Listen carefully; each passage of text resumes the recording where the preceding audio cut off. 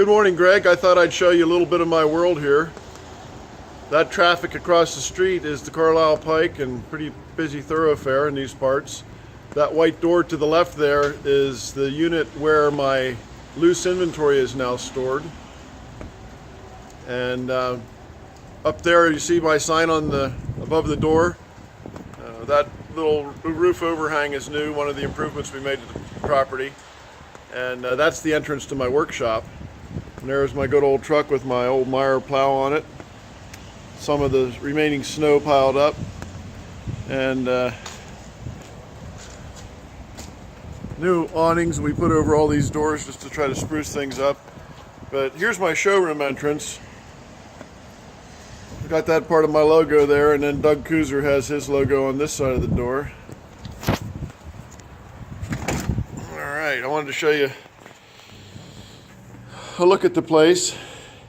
Here's some of the cool stuff that Doug has in his gallery. Mechanical things someone made a table out of. And paintings on the wall. This is stuff by a guy named Adam Rote from Florida who does a lot of celebrity paintings. He does these hyper-realistic oil paintings that look like photographs. But so here's my showroom. I used to have fountains all the way around the room flowing. Now they're limited to that back corner.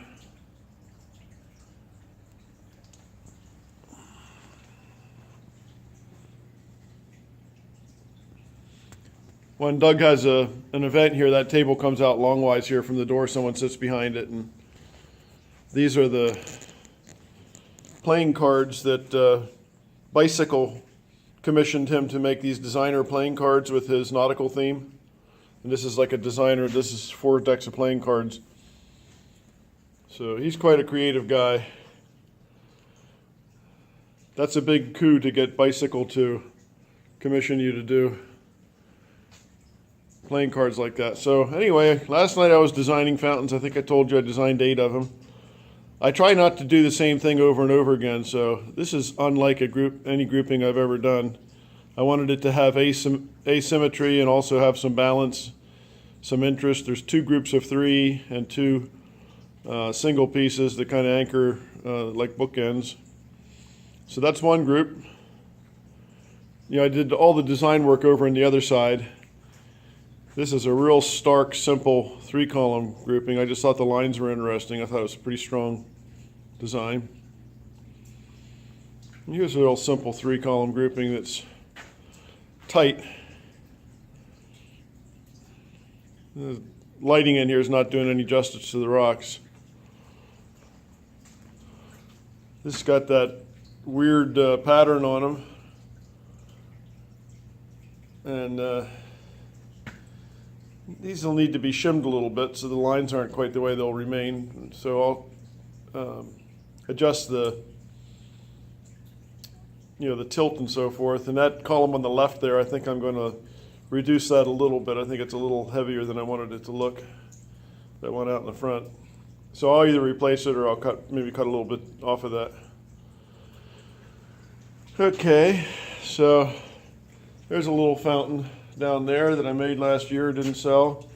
Here's the one that when it sells, the proceeds go to Denise Jewett, and there's Bob's poster next to it. Here's a fountain that I displayed at Longwood Gardens. See how I go for the lines there that follow one another? And there's a rock that I decided to put in that copper bowl. I'm going to Beverly's going to order a bunch of these copper bowls. I'm going to make a bunch of fountains, and I also bought some bulkhead fittings so that we can chase the cord out through the bottom of the bowl in the back. I've got this slideshow playing all the time with pictures of our various installations. And here's the Eocene Romance that will be installed finally next week. Isn't that sexy? See how they're cuddling? There's one that the column on the right got broken off. It was actually a little bit shorter than the one in the center. and it broke, but I decided just to sell it like that, see if somebody wants it. There's another fountain flowing right now. This has some of those beautiful colors I love, the blue.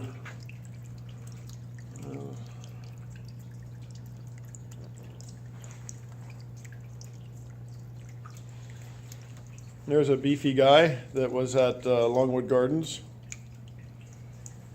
And I can't remember where the story on this fountain. This had been installed someplace, and I have it back. I was racking my brain trying to remember what the deal is on it.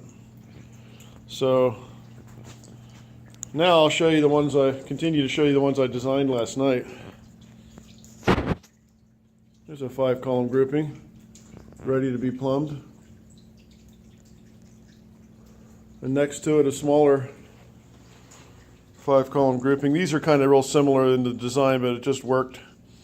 I try not to be a slave to the same layout, same design, but I also am not going to avoid it. This is a presentation that works with the tall one in the middle, flanked by 2 shorter ones behind it, and then left and right. I've done that quite a few times, and it usually works out pretty good. I don't usually show 2 side by side like that, like at a show or something, though, because I don't want people to get the idea that they're all the same, which they're not really.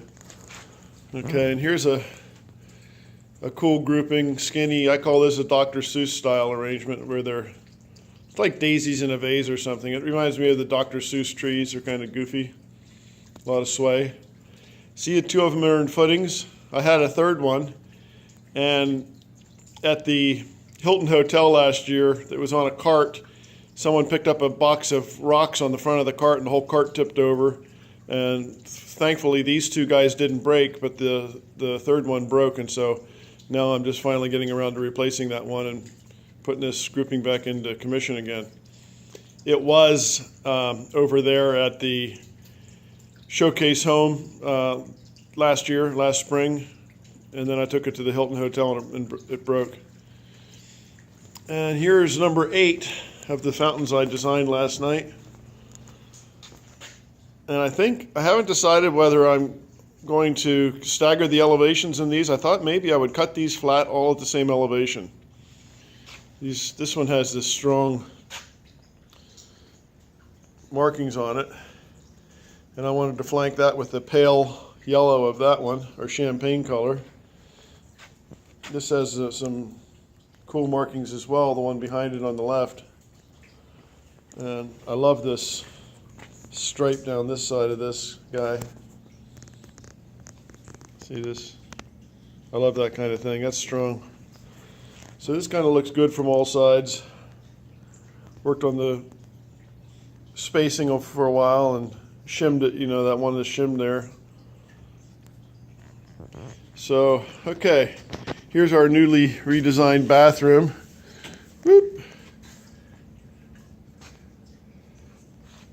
We did the concrete floor, just stained concrete floor. And now we're heading into my shop, which is a mess right now.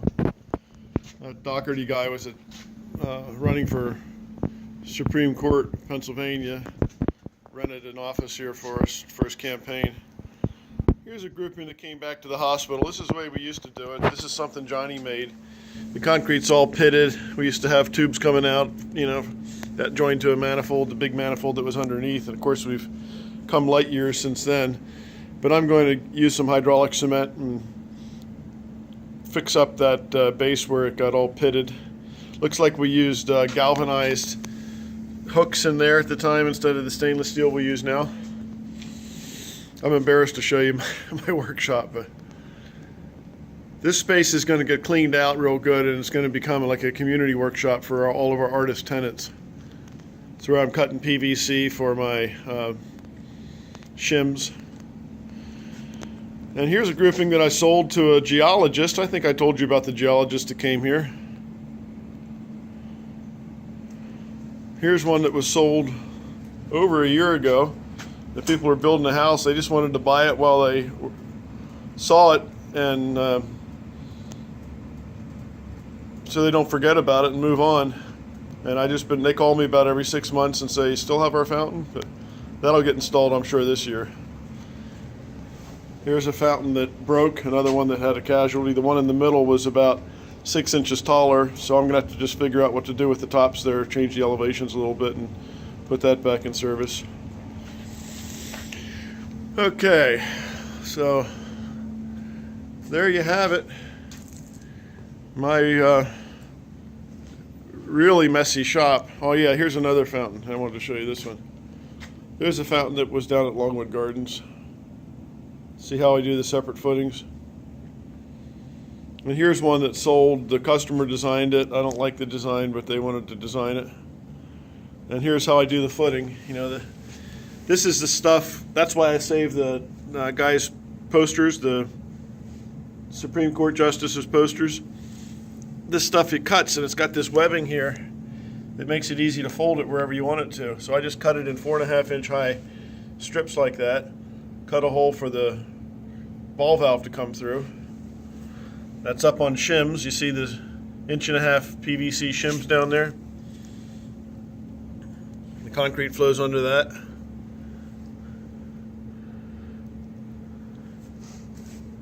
Then the tube will come around here and collect with T's, you know, off all the ball valves. So there you go. Now I'm going to do that with all these fountains over here in the showroom. Put the radio on and do the plumbing, create the forms for all these things. And finally on Friday, it'll be a big concrete day. All right, take care, my friend.